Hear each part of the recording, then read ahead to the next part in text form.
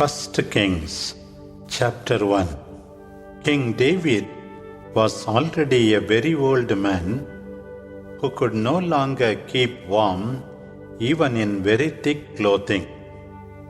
So his servants said to him, "They should get for my lord king a virgin girl to attend the king and nurse him.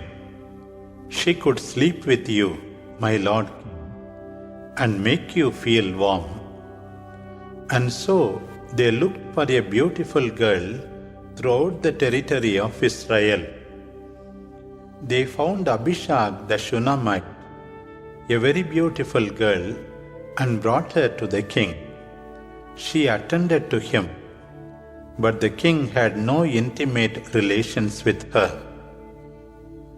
Now Adonijah, son of Haggith, had in mind that he would be king, and so he provided himself with a chariot and horsemen and 50 men to run before him.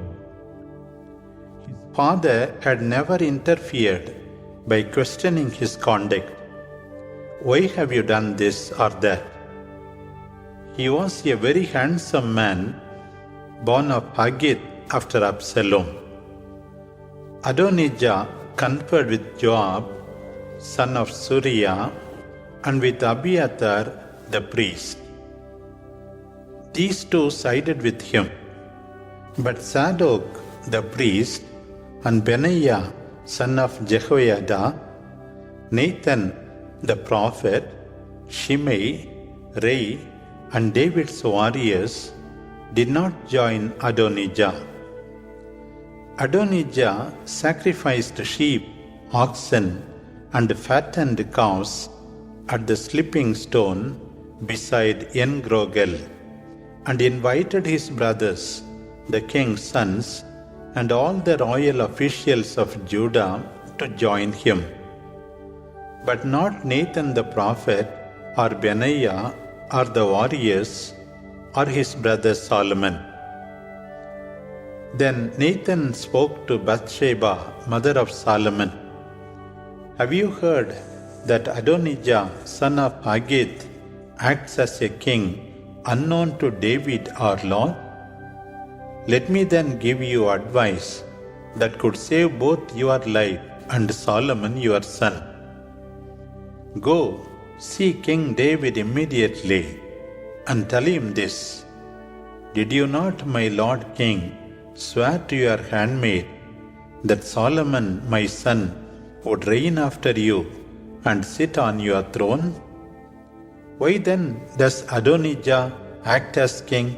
Then, while you are still speaking with the king, I will come in and confirm what you say."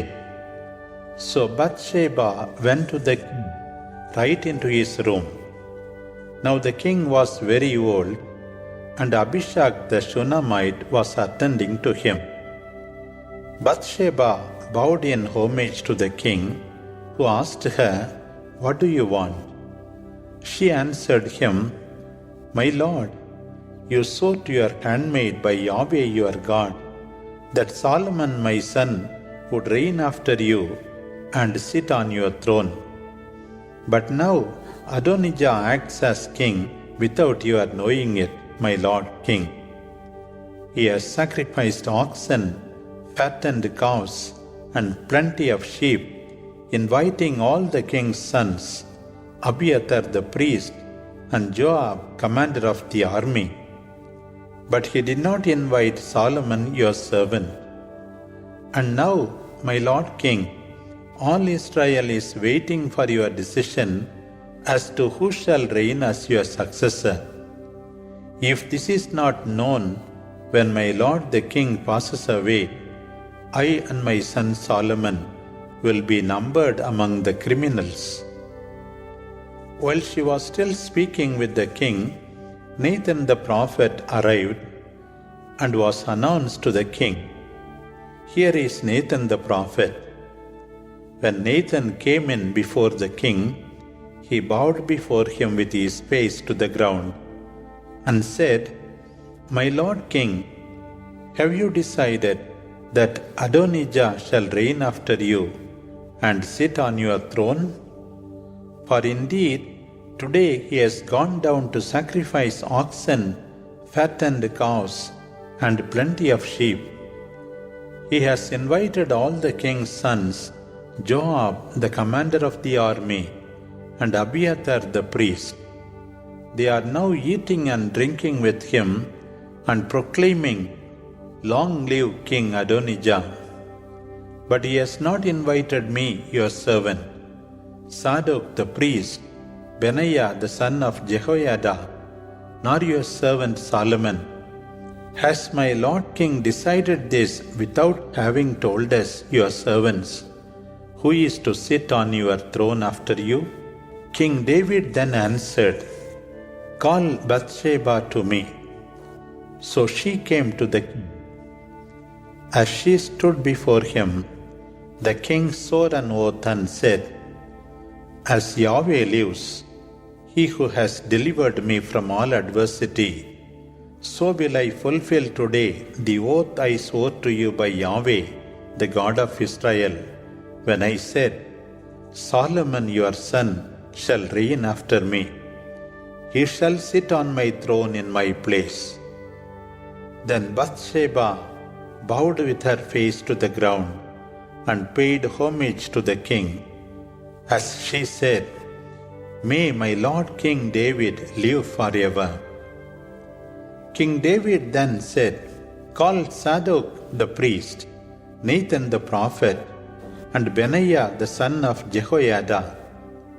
So they came to the king, who said to them, Take with you the servants of your Lord, and make my son Solomon ride on my own mule. Then bring him down to Gihon, and let Zadok the priest and Nathan the prophet anoint him there as king of Israel. Once this is done, sound the horn and proclaim, Long live King Solomon! Then he shall sit on my throne in your presence. From now on, he will be king in my place, for I have made him ruler of Israel and Judah. Benaiah, son of Jehoiada, answered the king, Amen. May Yahweh, the God of my Lord King, confirm this. As Yahweh has been with my Lord King, may he also be with Solomon, and make his reign even greater than that of my Lord King David's. So Zadok the priest, Nathan the prophet, Benaiah the son of Jehoiada, together with the Kerethites and the Pelethites, went down and made Solomon ride on King David's mule to Gihon. There Zadok the priest took the horn of oil that was in the holy tent and anointed Solomon. They then sounded the horn, and all the people shouted, Long live King Solomon! They all went up after him, playing on pipes, and their shouts were so great that the noise seemed to rend the earth. Adonijah and all his guests heard this as they finished feasting. On hearing the sound of the horn, Joab asked, What is all this commotion in the city? While he was still speaking, Jonathan, the son of Abiathar the priest, arrived, and Adonijah asked, Come in, for you are a worthy man, and bring good news. Jonathan answered Adonijah, Not at all, for our Lord King David has made Solomon king. The king sent him with Zadok the priest, Nathan the prophet, Benaiah the son of Jehoiada, and the Kerethites and Pelethites, who made him ride on the king's mule. Then Zadok the priest and Nathan the prophet anointed him king at Gihon. As they returned, all the city cheered. This is the noise that you have heard. Solomon already sits on the royal throne, and the king's servants came to congratulate our Lord King David, saying, May your God, make the name of Solomon more famous than yours, and his reign greater than yours." At this, the king bowed in worship on his bed and said, "Blessed be Yahweh, the God of Israel, who has granted one of my offspring to sit on my throne this day, when I can still see it."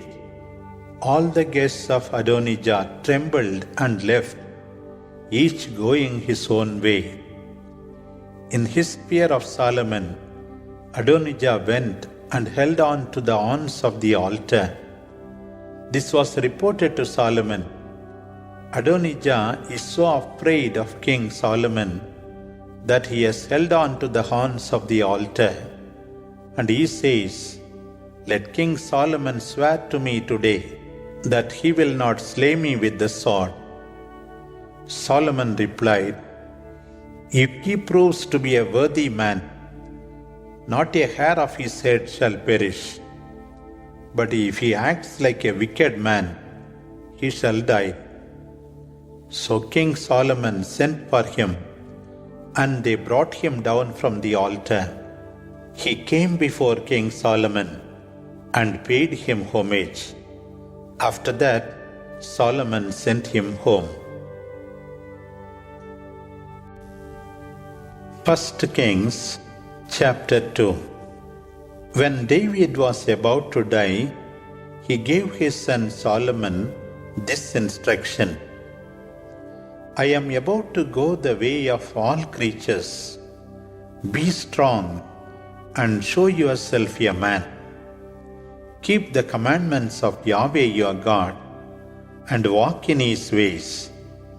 Keep his statutes, his commands, his ordinances, and declarations written in the law of Moses, that you may succeed in whatever you do and wherever you go. If you do so, Yahweh will fulfill the promise he made to me. If your sons take care to walk before me faithfully with their whole heart and their whole soul, you shall always have one of your descendants on the throne of Israel." Now you know what Joab the son of Zeruiah did to me, how he dealt with the two commanders of Israel's armies, Abner the son of Ner and Amasa the son of Jether. These two he murdered, avenging in time of peace blood which had been shed in time of war. He has thus stained with innocent blood the belt I wear and the sandals on my feet. Act wisely, therefore, his blood must be shed before he dies of old age. As to the sons of Barzillai, the Gileadite, deal kindly with them, and let them be among those who eat at your table. For they themselves treated me with similar kindness when I fled from your brother Absalom. With you also is Shimei, son of Gera the Benjaminite from Bahurim, who cursed me terribly the day I fled to Mahanaim. When he came down to meet me at the Jordan, I swore to him by Yahweh, "I will not put you to death with the sword."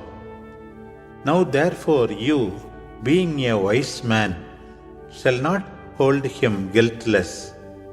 You will know what to do with him. His blood must be shed before he dies of old age. Then David rested with his ancestors and was buried in the city of David. David reigned over Israel for 40 years, 7 years in Hebron and 33 years in Jerusalem. So Solomon sat on the throne of David his father, and his reign was firmly established. Then Adonijah, son of Haggith, came to Bathsheba, mother of Solomon, who asked him, "Do you come in peace?" He answered, "In peace," and added, "I have something to tell you." She said, "Speak." And Adonijah said, You know that the kingdom was mine, and that all Israel fully expected me to reign. But the kingdom has slipped from my hands and become my brother's, for it was given him by Yahweh. Now I have one thing to ask of you, and I beg you not to refuse me. She said, Speak. And he continued, Please ask King Solomon to give me Abishag the Shunammite for my wife. I know that he cannot refuse you. Bathsheba answered, Very well, I shall speak to the king on your behalf. So Bathsheba went to King Solomon to speak to him on behalf of Adonijah. The king met her and bowed to her. Then he sat on his throne and had a seat brought for the king's mother, who sat on his right.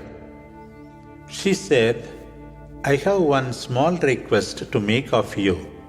Do not refuse me. And the king answered her, Make your request, my mother, for I will not refuse you. She then said, Let Abishag the Shunammite be given to Adonijah, your brother, as his wife. King Solomon answered his mother, And why do you not ask for the kingdom to be given to him? For he is my elder brother, and Abiathar the priest, and Joab the son of Zeruiah are on his side. Then King Solomon swore this oath, Yahweh do to me and more, if this request does not cost Adonijah his life.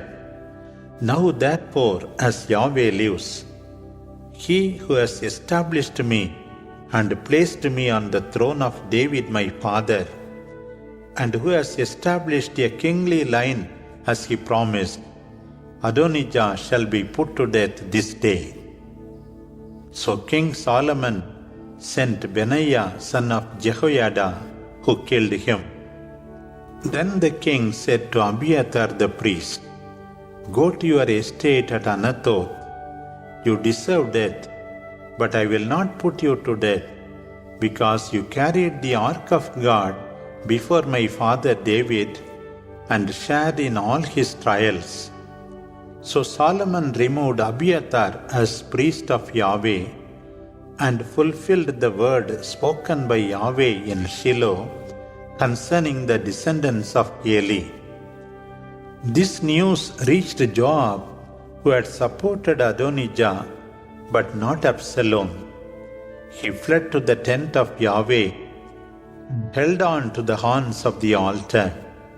When it was reported to King Solomon that Joab had fled to the tent of Yahweh and was beside the altar, the king sent Benaiah son of Jehoiada with this command, Go, strike him down.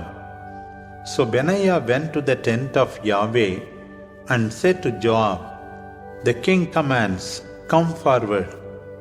But he replied, No, I will die here. So Benaiah went back to the king with this report. This is what Joab answered. The king then replied, Do as he has said. Strike him down and have him buried.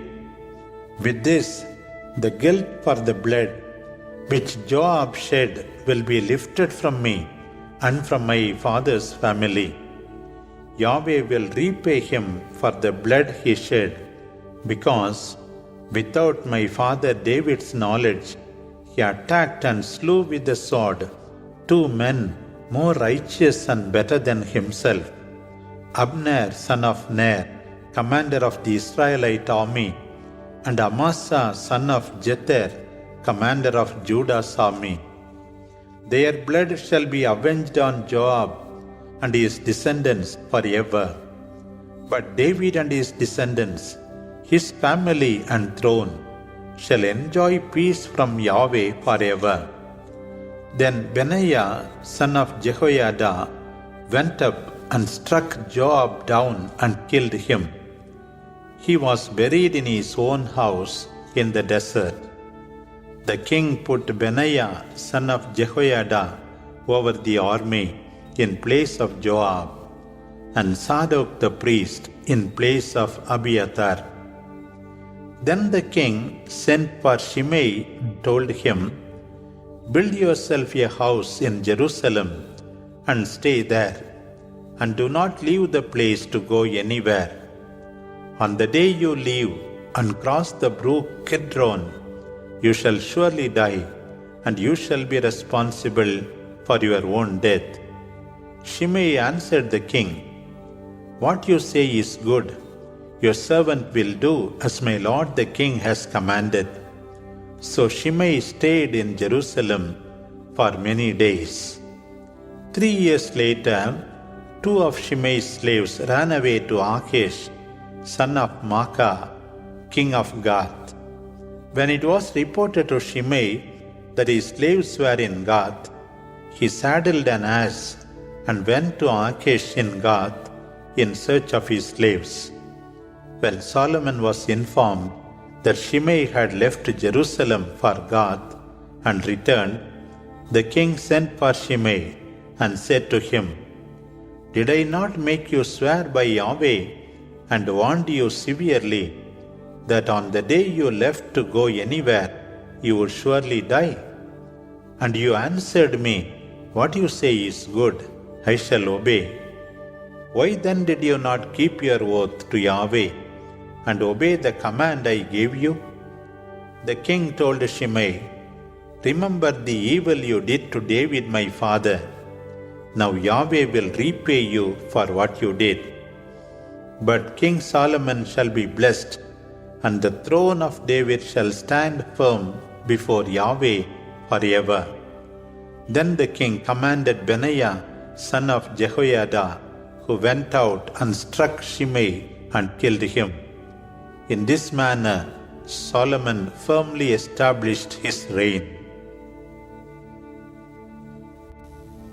1 Kings chapter 3. Solomon entered into a marriage alliance with Pharaoh, king of Egypt. He took Pharaoh's daughter and brought her to the city of David until he had finished building his own palace, Yahweh's house, and the wall around Jerusalem. Meantime, the people were sacrificing at the high places because the house for the name of Yahweh had not yet been built. This is why Solomon also sacrificed and burnt incense at the high place, although he loved Yahweh and followed the commands of David his father. The king used to sacrifice at Gibeon, the great high place. On the altar there had been offered 1,000 burnt offerings.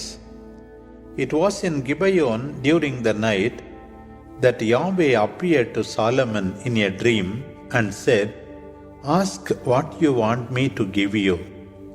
Solomon answered, "You have shown your servant David my father a great and steadfast love, because he served you faithfully and was righteous and sincere towards you. You have given him proof of your steadfast love in making a son of his sit on his throne this day. And now, O Yahweh my God, you have made your servant king in place of David my father, although I am but a young boy who does not know how to undertake anything. Meantime, your servant is in the midst of your people whom you have chosen, a people so great that they can neither be numbered nor counted. Give me therefore an understanding mind in governing your people, that I may discern between good and evil. For who is able to govern this multitude of people of yours?" Yahweh was pleased that Solomon had made this request, and he told him, "Because you have requested this, rather than long life or wealth or even vengeance on your enemies, indeed Because you have asked for yourself understanding to discern what is right, I shall grant you your request. I now give you a wise and discerning mind, such as no one has had before you, nor anyone after you shall ever have. I will also give you what you have not asked for, both wealth and fame, and no king shall be your equal during your lifetime. Moreover, if you will walk in my ways, keeping my statutes and commands, as your father David did, I shall give you long life. Solomon awoke and knew that this was a dream. So he went to Jerusalem, and standing before the ark of the covenant of Yahweh, he offered up burnt offerings and peace offerings, and gave a feast for all his servants. Then 2 harlots came to the king and stood before him. One of the 2 women said, "O my lord, this woman and I live in the same house, and I gave birth to a child while she was there with me. 3 days after my child was born, this woman also gave birth. We were alone, and there was no one in the house but the 2 of us. Then this woman's son died during the night, because she lay on him. So during the night, he got up, took my son from my side while I slept, laid it beside her, and her dead son beside me. When I got up in the morning to nurse my child, I saw it was dead. But when I looked at it closely in the morning, I saw that it was not my child." The other woman said, "No, the living child is mine. The dead child is yours." To this the first replied, "Not so. The dead child is yours. The living child is mine." And they quarreled this way in the king's presence. Then the king said, "One says, 'This is my son who is alive. Your son is dead.' The other says, 'That is not so. Your son is dead. My son is live one.' And the king said, 'Bring me a sword.' When they brought the king a sword, he gave this order, 'Divide the child in 2, and give half to one, half to the other.' Then the woman whose son was alive said to the king out of pity for her son, 'O my lord, give her the living child, but spare its life.' The other woman, however, said, 'It shall be neither mine nor yours, divide it.' Then the king spoke, 'Give the living child to the first woman, and spare its life. She is its mother.' When all Israel heard of the judgment which the king had given, they revered him, seeing that God's wisdom was in him to render justice. 1 Kings chapter 4. King Solomon was king over all Israel and had the following for his high officials. Azariah, son of Zadok, was the priest. Elihoreph and Ahijah, sons of Shisha, were secretaries. Jehoshaphat, son of Ahilud, was recorder. Benaiah, son of Jehoiada, was general of the army.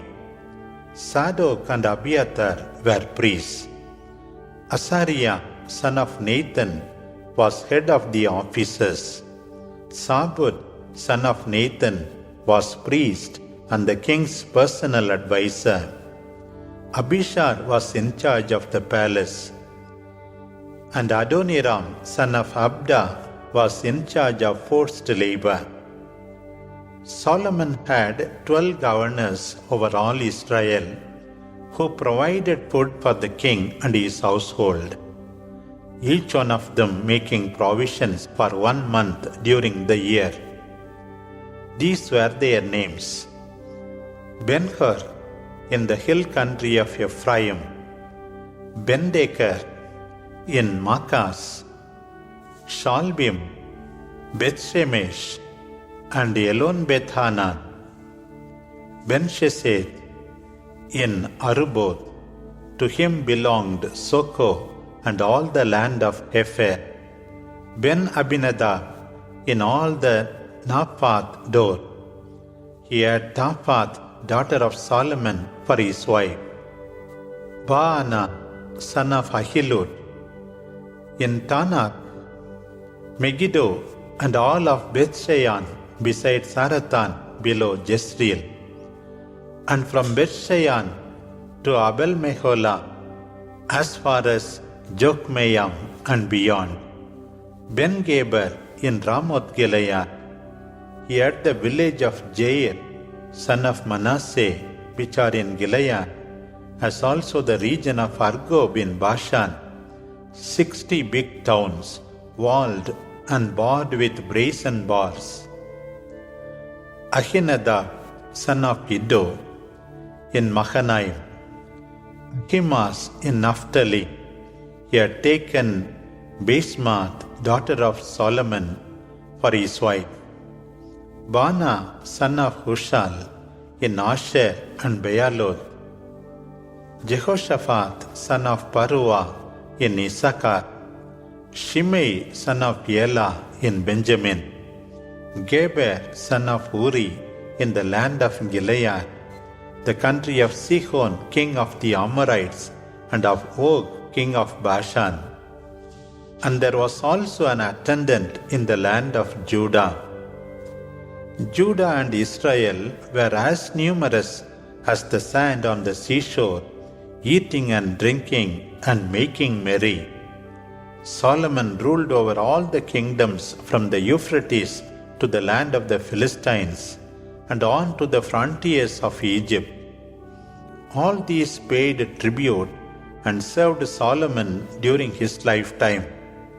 Solomon's provision for one day was 30 cores of fine flour, 60 cores of meal, 10 fat oxen, 20 pasture-fed cattle, 100 sheep, besides harts, gazelles, roebucks, and fattened fowl.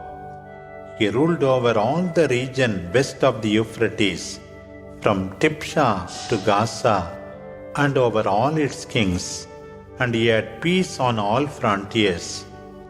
Judah and Israel lived in security from Dan to Beersheba, and everyone was safe under his vine and under his fig tree, for as long as Solomon lived. Solomon had 40,000 stalls of horses for his chariots, and 12,000 horsemen.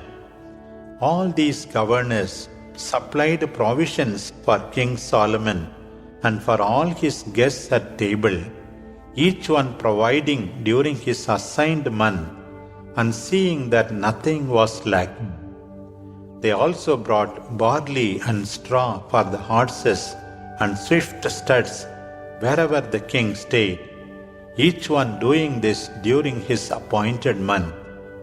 God gave Solomon great wisdom and understanding and knowledge as vast as the sand on the shore, so that his wisdom surpassed that of all the people of the east and of the Egyptians. He was wiser than any man, wiser than Ethan the Ezrahite, and Heman, Calcot, and Darda, sons of Mahol. And his fame spread among all the surrounding nations. He composed 3,000 proverbs and knew 1,005 songs. He took his examples from all the trees, from the cedar in Lebanon to the hyssop that grows out of the wall. He spoke also of the beasts and birds and reptiles and fish. People from all nations came to hear the wisdom of Solomon. All the kings of the earth who had heard of his wisdom sent messengers to listen to him. 1 Kings chapter 5. Now Hiram, king of Tyre, sent his servants to Solomon when he heard that he had been anointed king in place of his father. For David had always been Hiram's friend. Solomon then sent this message to Hiram: "You know that David my father could not build a temple for Yahweh his God, because his enemies were at war with him until the time when Yahweh gave him victory over them. But now Yahweh my God has given me peace on all sides, and there is no enemy or calamity that afflicts us. And so I intend to build a temple for Yahweh my God, as Yahweh told David my father. Your son, whom I will set upon your throne, shall build the house for my name. Now therefore give orders to have cedars of Lebanon cut for me. My servants will join yours, and I will pay your servants the wages you set, for you know that none of us can cut timber like the Sidonians." When Hiram heard the answer of Solomon, he was exceedingly glad and said, "Blessed be Yahweh this day, who has given David a wise son to rule over this great people." Then Hiram sent a messenger to Solomon with these words: "I have heard the message you sent me, and I am ready to do whatever you want concerning the cedar and cypress timber. The servants shall have it sent down to the sea from Lebanon. I will make it into rafts and deliver them by sea to the place you choose. I will have the rafts broken up there, and you can take the timber away. You, for your part, will provide food for my household." So Hiram supplied Solomon with all the cedar and cypress timber that he wanted, while Solomon gave Hiram every year 20,000 cors of wheat as food for his household, and 20,000 cors of pure oil. Yahweh gave wisdom to Solomon as he had promised him, and there was peace between Hiram and Solomon, who bound themselves by a treaty. King Solomon conscripted 30,000 men from all Israel for forced labor. He sent them to Lebanon in relays of 10,000 a month, so that they would be in Lebanon for a month and at home for 2 months. Adoniram was in charge of the draft of laborers. Solomon had 70,000 carriers and 80,000 stone cutters in the hill country, in addition to 3,300 overseers in charge of the people engaged in the work. By order of the king, they quarried large and expensive stones to give the temple a foundation of hewn stones. Solomon's builders and Hiram's builders, along with the Gebalites, did the hewing and prepared both timber and stone to build the temple. 1 Kings chapter 6. In the 480th year, after the Israelites left the land of Egypt, in the 4th year of Solomon's reign over Israel, in the month of Siv, which is the 2nd month, Solomon began to build the temple of Yahweh.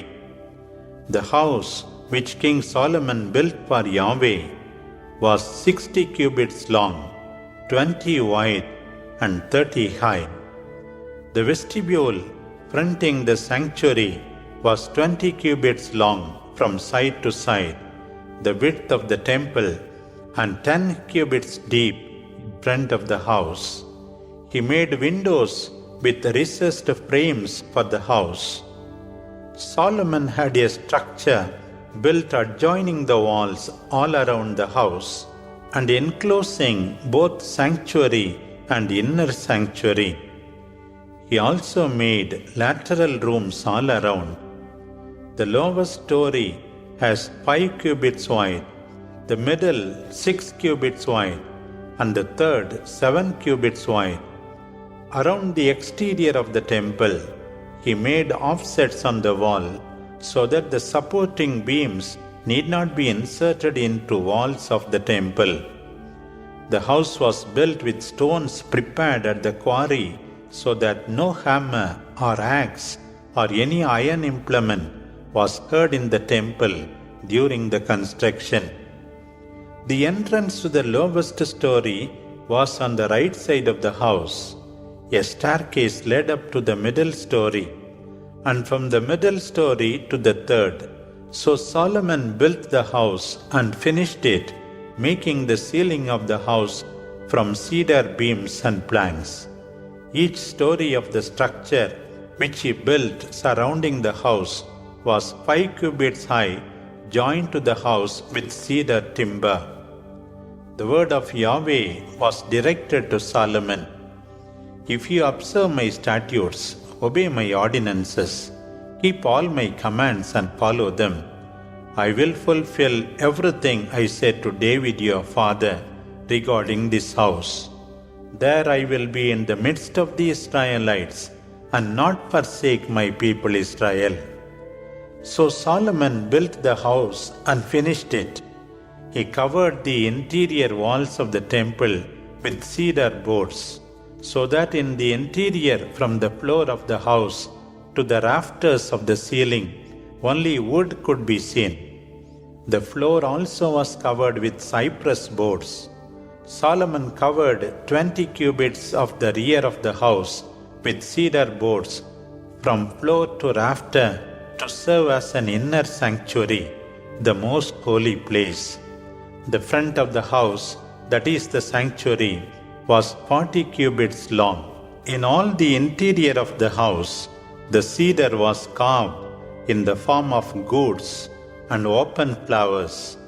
All was of cedar, and no stone was to be seen. The inner sanctuary, in the innermost part of the building, had been destined to house the Ark of the Covenant of Yahweh. It was 20 cubits long, 20 cubits wide, and 20 cubits high, overlaid with pure gold. He also made an altar of cedar. Solomon overlaid the interior of the house with pure gold. He closed the inner sanctuary with golden chains and overlaid it with gold. Solomon overlaid the entire house with gold. He also overlaid with gold the whole altar in the inner sanctuary. In the inner sanctuary, Solomon made 2 cherubim of olive wood, each 10 cubits high. The length of the wings of each cherub was 5 cubits each, hence 10 cubits from tip to tip. Both cherubim had the same measurement and the same form, both being 10 cubits high. When the cherubim were put in the innermost part of the house, their wings were so spread out that a wing of one touched one wall, while a wing of the other touched the other wall. Their other wings touched each other at the center of the house.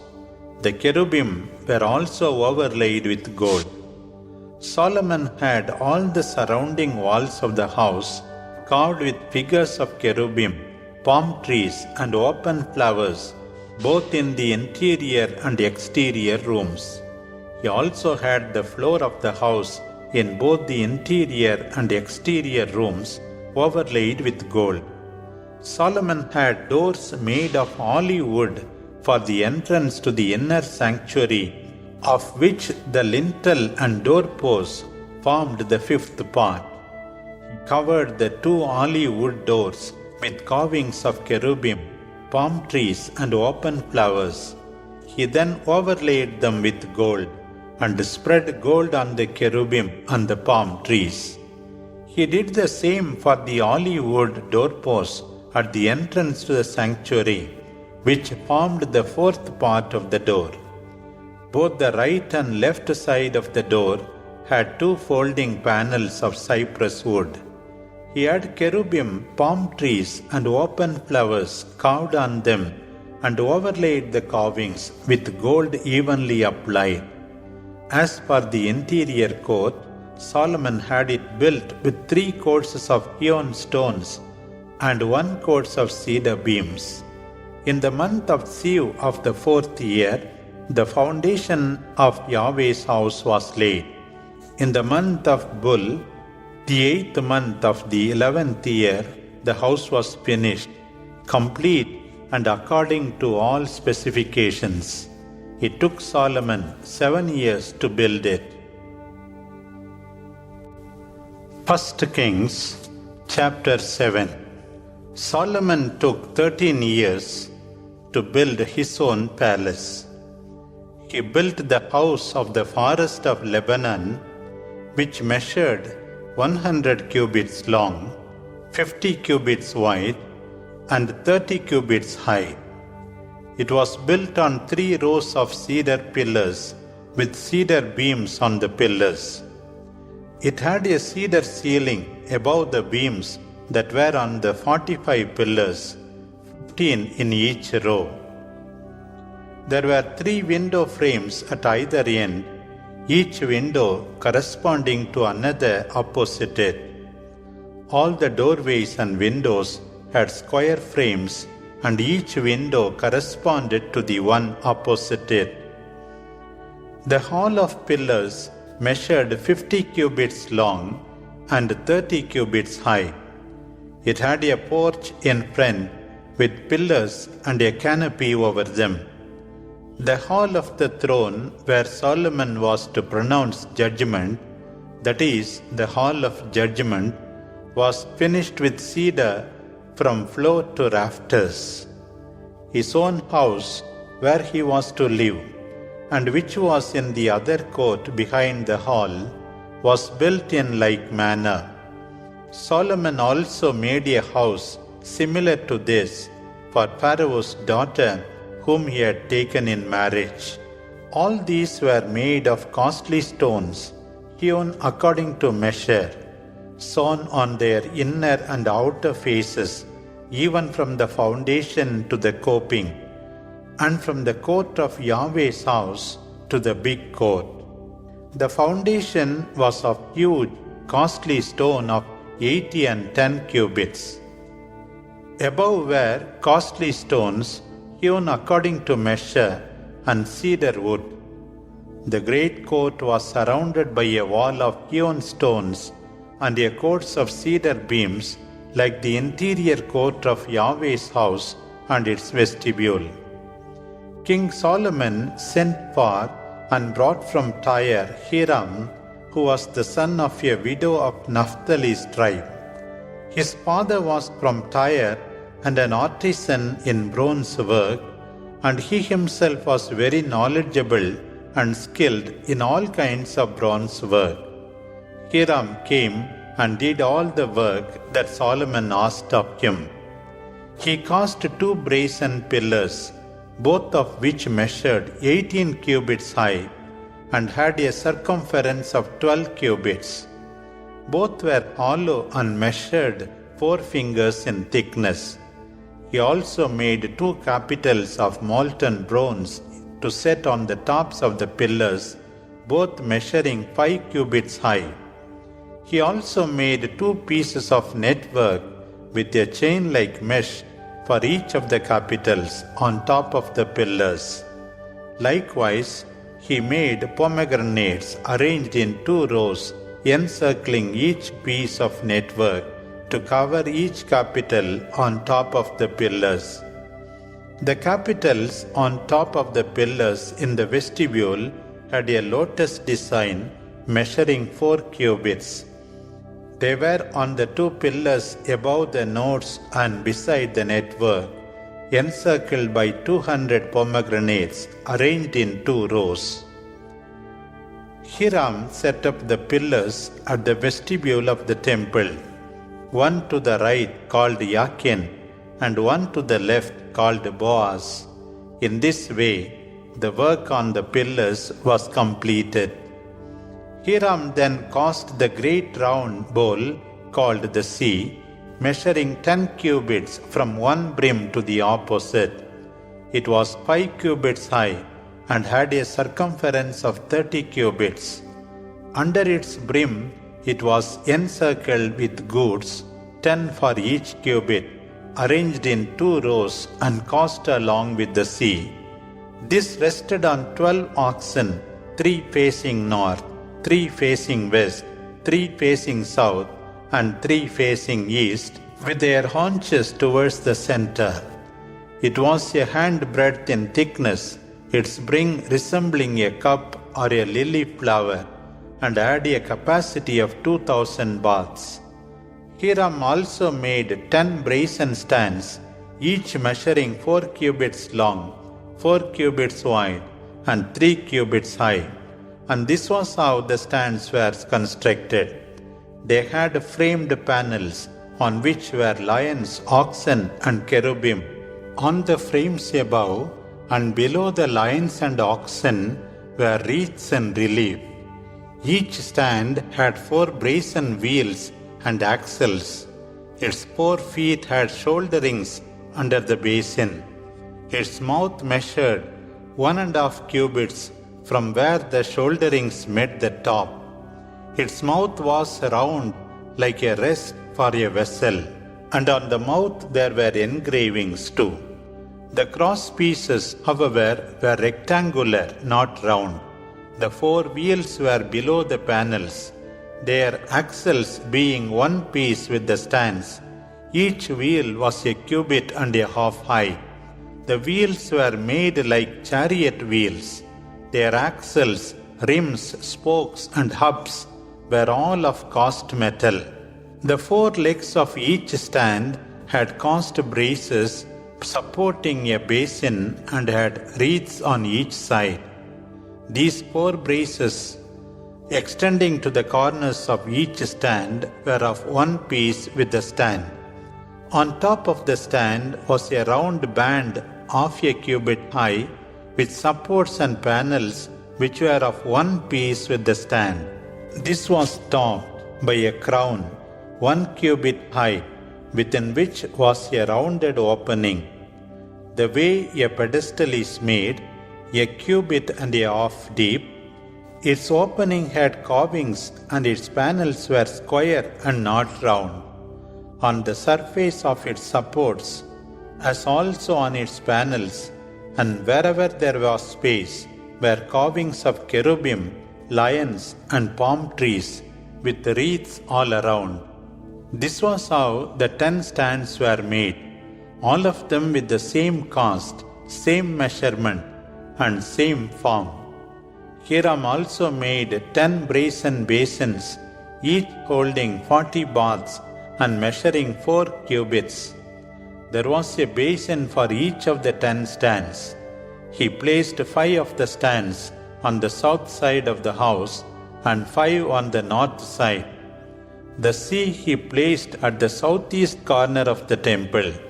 Hiram also made the bowls, shovels, and basins, and thereby finished all the work that he had undertaken for King Solomon on Yahweh's house. Hence 2 pillars, 2 bowls on the capitals at the top of the pillars, 400 pomegranates for 2 networks, 2 rows of pomegranates for each network to cover the 2 bowls of the capitals at the top of the pillars, 10 stands, 10 basins on the stands, the sea, and 12 oxen underneath the sea. Now the bowls, shovels, and basins, all these vessels which Hiram made in Yahweh's house for King Solomon, were of burnished bronze. The king had them cast in the plain of Jordan, in the clay ground between Succoth and Zarethan. Solomon left all the vessels unweighed, since there were so many of them, and so the weight of the bronze was not known.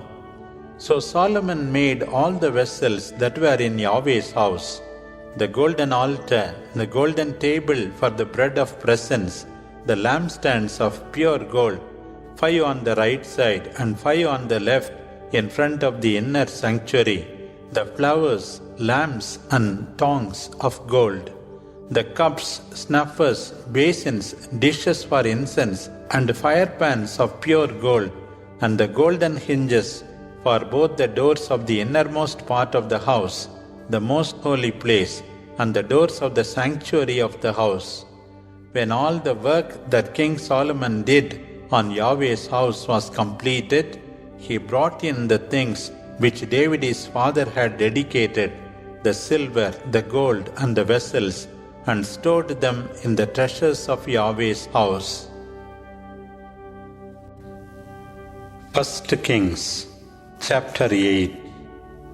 Then Solomon assembled before him in Jerusalem the elders of Israel and all the heads of the tribes, as well as the leaders of the ancestral houses of the Israelites, to bring up the ark of the covenant of Yahweh from the city of David, which is Zion. All the Israelites assembled near King Solomon in the month of Ethanim, the 7th month. When all the elders of Israel arrived, the priests carried the ark of Yahweh and brought it up together with the tent of meeting and all the holy vessels that were in the tent. After the priests and Levites had brought them up, King Solomon, with the entire congregation of Israel that had assembled before him and were with him before the ark, sacrificed so many sheep and oxen that they could neither be counted nor numbered. Then the priests laid the ark of the covenant of Yahweh in its place in the sanctuary of the house, the most holy place, underneath the wings of the cherubim. The cherubim had their wings spread out over the place of the ark, providing a covering above the ark and its poles. The poles were so long that their ends were seen from the holy place in front of the inner sanctuary, but not from the outside, and they remain there to this day. There was nothing in the ark except the 2 tables of stone which Moses placed there, Horeb, where Yahweh made a covenant with the Israelites when they came out of the land of Egypt. And when the priests came out of the holy place, such a cloud filled Yahweh's house that the priests could not continue to minister. Indeed, the glory of Yahweh filled his house. Then Solomon said, Yahweh has said that he would dwell in thick darkness. So the house I have built you will be your house, a place for you to dwell in forever. The king turned and blessed the entire assembly of Israel as they stood, saying, Blessed be Yahweh, the God of Israel, who has fulfilled by his hand what he promised personally to David, my father, when he said, Since the day I brought my people Israel out of Egypt, I chose no city in all the tribes of Israel in which to build a resting place for my name, but now I have chosen Jerusalem for my name to be there, as I chose David to be the king of my people Israel. Now David my father wanted to build a house for the name of Yahweh, the God of Israel. But Yahweh told David my father, You meant well to build a house for my name. Nevertheless, not you, but your son, who shall be born to you, shall build this house for my name. Yahweh has fulfilled his promise, for I have succeeded David my father, and am sitting on the throne of Israel. And as Yahweh promised, I have built this house for the name of Yahweh, the God of Israel. There I have provided a place for the ark with the covenant which Yahweh made with our fathers when he brought them out of the land of Egypt. Then Solomon stood before the altar of Yahweh in the presence of all the assembly of Israel. he raised his hands towards heaven and said, O Yahweh, God of Israel, there is no God like you, either in heaven or on earth. You keep your covenant and show loving kindness to your servants, who walk before you wholeheartedly. You have foretold this day to your servant David, my father, and this day you have fulfilled your promise. Now, O Yahweh, God of Israel, keep this other promise you made to David when you said, You shall always have someone from your family on the throne of Israel, provided that your sons are careful to serve me as you have done.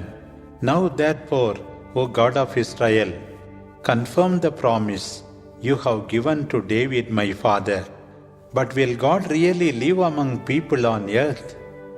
If neither heavens nor the highest heavens can contain you, how much less can this house which I have built?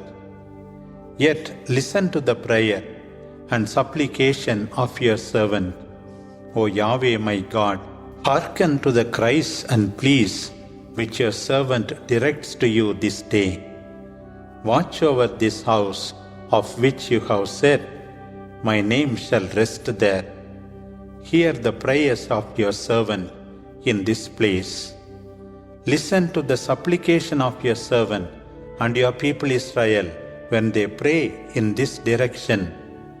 Listen from your dwelling place in heaven, and on listening forgive. When people charged with a crime against their neighbor come and take their oath before your altar in this temple, then hear from heaven and do justice. Condemn the guilty, and let his evil doing fall upon him, but vindicate the righteous, and reward him according to his righteousness. When your people Israel are defeated by the enemy for having sinned against you, and when they turn back to you and acknowledge their sins, praying and making supplications to you in this house, then listen from heaven and forgive your people Israel. Bring them back to the land which you gave to their fathers. When the heavens are shut and no rain falls because they have sinned against you, and they pray in this place, acknowledging and repenting of their sin because you have afflicted them, then listen from heaven and forgive your servants, your people Israel, and teach them the way to live, and send rain on your land which you have given to your people as an inheritance. If there is famine in the land or pestilence, such as blight or mildew, locust or caterpillar, if their enemy attacks them in any of their cities, if they suffer from any plague or sickness, whatever be the prayer or supplication of anyone showing repentance and raising his hands in the direction of this house, then listen from heaven, your dwelling place, and forgive. Do to each whose heart you know according to his conduct, for you alone know the hearts of all, so that they may fear you as long as they live in the land which you gave our fathers. Likewise, when a foreigner who is not from your people Israel comes from a far country because of your name, for they shall hear of your great name, your mighty hand and outstretched arm, and praise in this house, listen from the heavens, your dwelling place, and do for the foreigner whatever he asks of you, so that all the peoples of the earth may know your name and fear you, as do your people Israel, and may know that your name rests on this house which I have built. If your people go to war wherever you send them, and they pray to Yahweh in the direction of the city which you have chosen, and the house which I have built for your name, then from heaven listen to their prayers and supplications, and defend their cause. If they sin against you, and there is no one who does not sin, and in your anger you deliver them to an enemy who takes them captive into enemy territory, whether near or far off, and if in the land where they have been carried captive, they sincerely repent and plead with you and say, "We have sinned and have acted wrongly and wickedly," if they do repent with sincerity while in the land of their captors and pray to you, turning towards the land which you gave to their ancestors, the city which you have chosen, and the house which I have built for your name, then listen from heaven, your dwelling place, their prayer and supplication, and defend their cause. Forgive your people who have sinned against you. Forgive all their offenses, and make their captors have compassion on them. For they are your people, your heritage, which you brought out of Egypt from the heart of the iron furnace. Open your eyes to the pleadings of your servant and to those of your people Israel, and listen to them whenever they call on you. For you took them from among all the peoples of the earth to be your heritage, as you declared through Moses your servant, when you brought our ancestors out of Egypt, O Yahweh God. When Solomon finished offering all this prayer and entreaty to Yahweh, he rose from before the altar of Yahweh, where he had knelt with hands raised towards heaven, and, standing, blessed all the assembly of Israel with a loud voice. Blessed be Yahweh, who has given rest to his people Israel, as he promised. For not one of his promises given to Moses his servant has been broken. May Yahweh our God be with us, as he was with our fathers. May he not leave or forsake us. May he incline our hearts towards him, and make us walk in all his ways, keeping his commands, his statutes and regulations, which he commanded our fathers. Let my prayer to Yahweh be with our God day and night. May he defend my cause and the cause of his people Israel in their daily life. In this way, all the peoples of the earth may know that Yahweh is God and there is no other. As for you, let your heart be wholly true to Yahweh our God, following his laws and keeping his commands, as at this time. Then the king and all the Israelites with him offered sacrifices before Yahweh. Solomon offered 22,000 oxen and 120,000 sheep as peace offering to Yahweh. So the king and all the Israelites dedicated Yahweh's house. That same day, the king consecrated the middle of the court in front of Yahweh's house, for it was there that he offered the burnt offerings, the cereal offerings, and the fat of the peace offerings, since the bronze altar that was before Yahweh was too small to receive the burnt offering, the cereal offering, and the fat of the peace offerings. So at this time Solomon, together with a large assembly of Israelites that gathered from the entrance of Hamath to the brook of Egypt, celebrated the festival before Yahweh for 7 days. On the 8th day, Solomon dismissed the people. After bidding farewell to the king, they went home rejoicing and happy because of all the kindness that Yahweh had shown to his servant David and to his people Israel. 1 Kings chapter 9. After Solomon had finished building Yahweh's house, the royal palace, and everything he wanted to build, Yahweh appeared to him a second time, as he had appeared to him at Gibeon. Yahweh said to him, I have heard the prayer and supplication you made before me. I have consecrated this house you have built, that my name may be there forever. My eyes and my heart will be there forever. As for you, if you will live in my presence, the way your father David did, with sincerity and uprightness, doing all that I have commanded you, and keeping my decrees and laws, I will affirm your kingship in Israel forever, as I promised your father David when I said, You shall always have someone from your family on the throne of Israel. But if your children refuse to follow me and disobey my commands and laws which I have set before you, if they serve and worship other gods, then I will cut off Israel from the land which I have given them, and I will remove from my sight this house I have consecrated for my name. Israel will become a proverb and a byword among all peoples. This house will be reduced to a heap of stones, and everyone passing by will be astonished and jeer.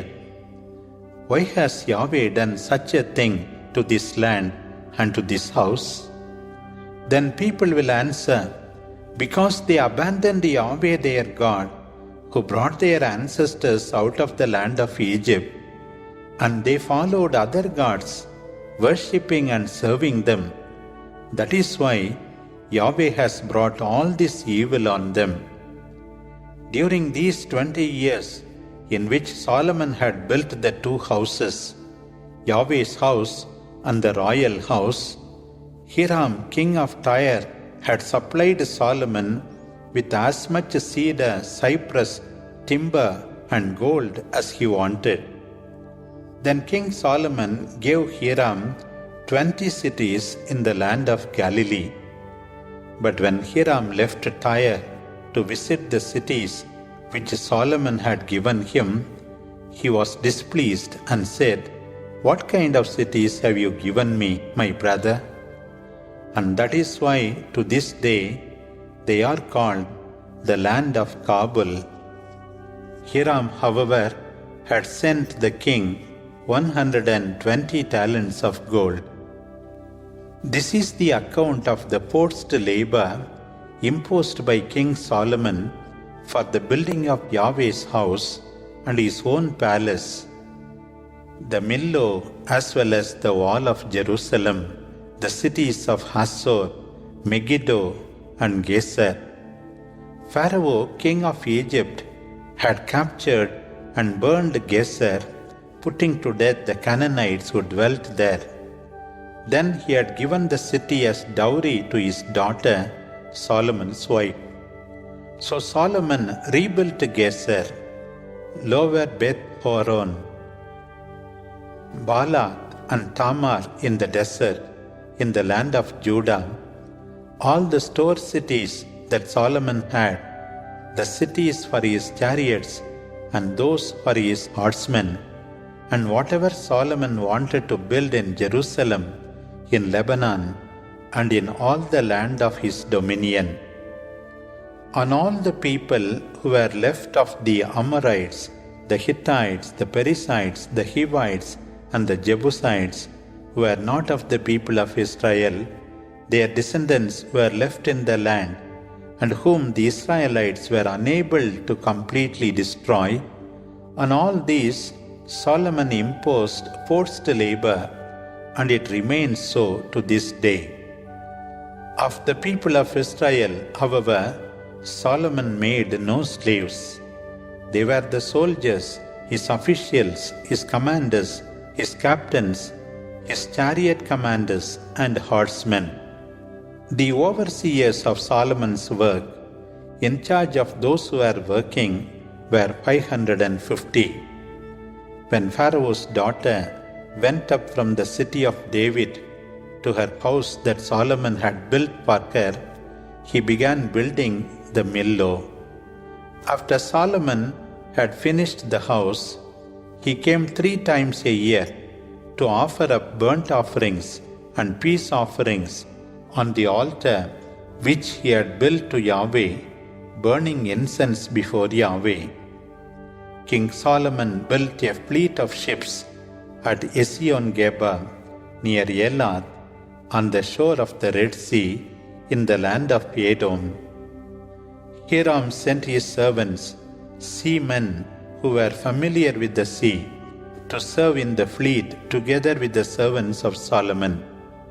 They sailed for Ophir and brought back to King Solomon gold amounting to 420 talents.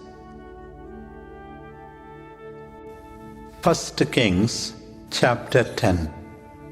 The Queen of Sheba heard about Solomon's fame and came to test him with difficult questions. She arrived in Jerusalem with a vast retinue and with camels loaded with spices, an abundance of gold and precious stones.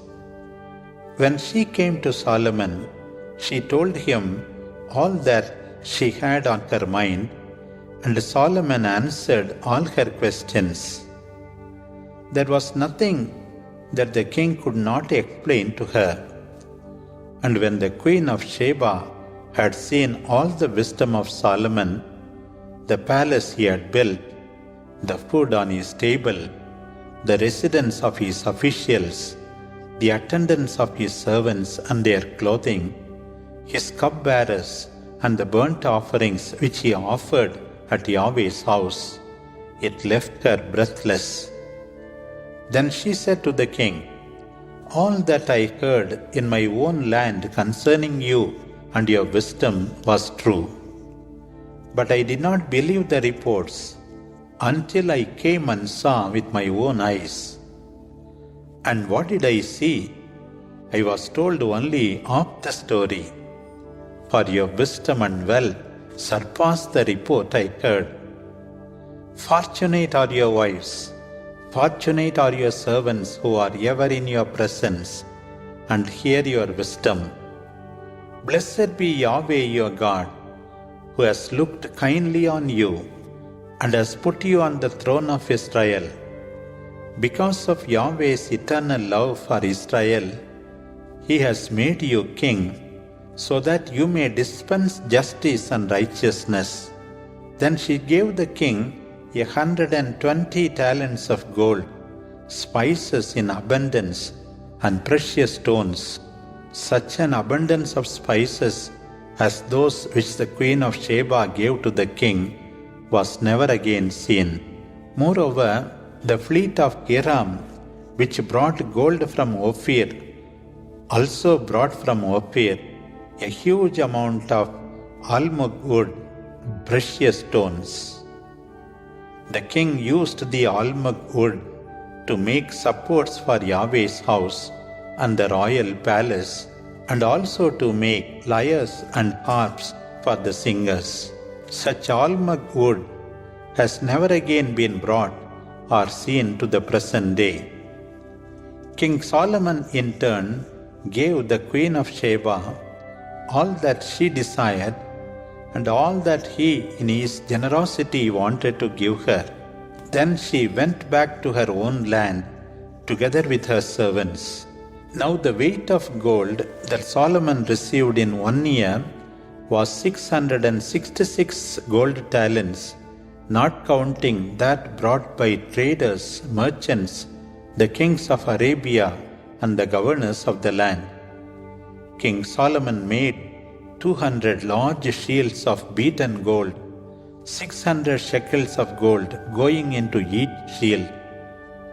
And he made 300 shields of beaten gold with 3 minas of gold in each shield, and the king put them in the house of the forest of Lebanon.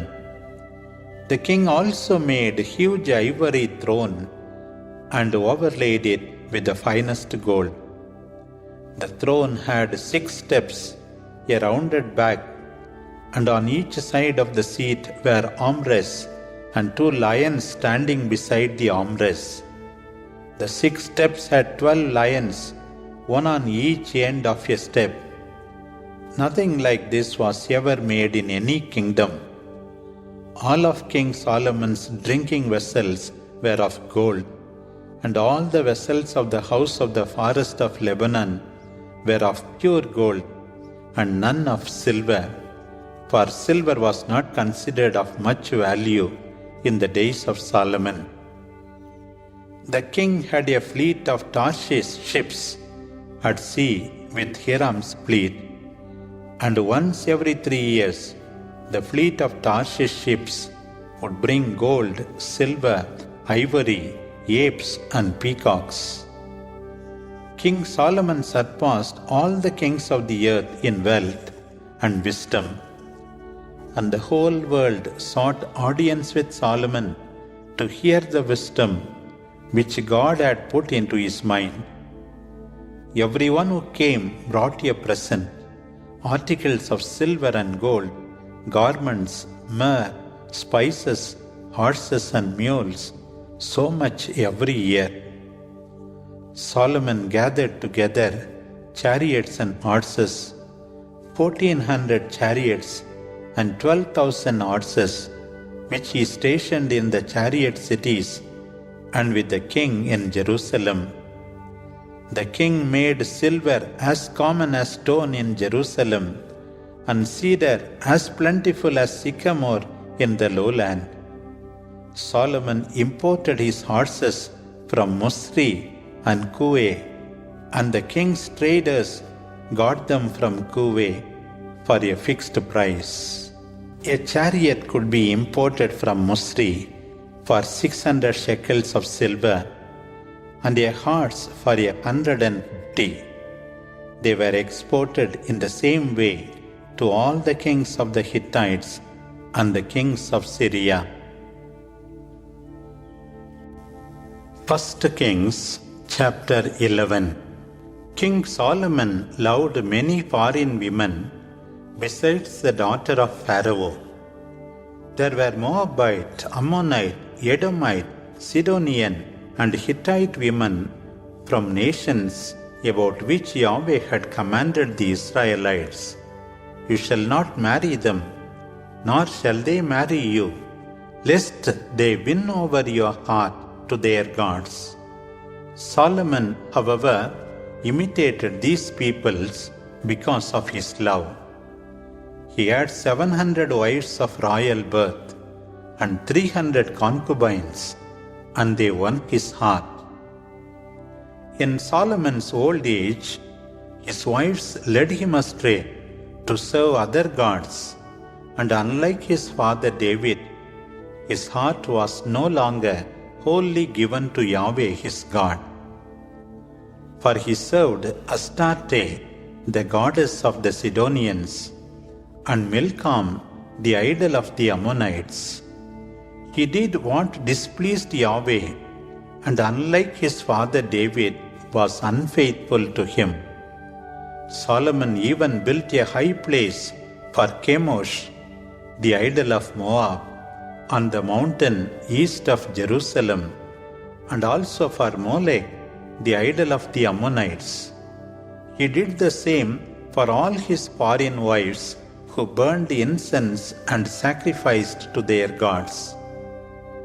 Yahweh became angry with Solomon because his heart had turned away from Yahweh, the God of Israel.